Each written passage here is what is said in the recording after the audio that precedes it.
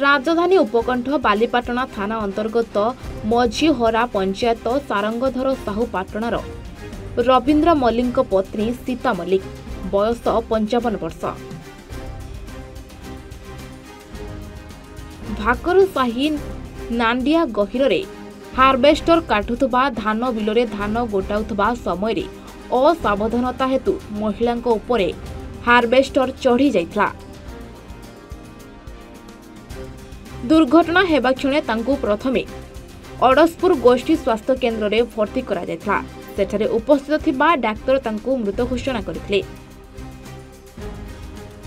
मोना प्रभात बोली घटना धान को जाइला धान काटे धान कटा मेसीन गाड़ी देला गोटे बेलू खबर पाइली मत कहीकि जाइला से बिल मेसीन पड़ो काटे आसला कहला तो मेसीन पड़ी बिलू को जीव कटिया धान गोटे गोटे जाइली मुझे जाइली देखिली बेगे गोटे आई धान पशिकी रही गोटे बेगे मेसीन धक्का कर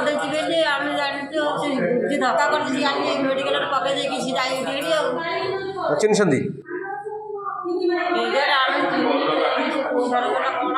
घर कौट ना कौन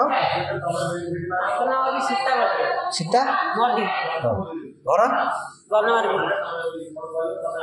बालीपाटना बनवापुर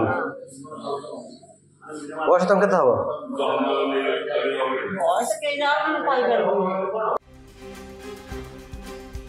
बालीपाटनार गुरुप्रसाद दास को रिपोर्ट एवं ओडिशा।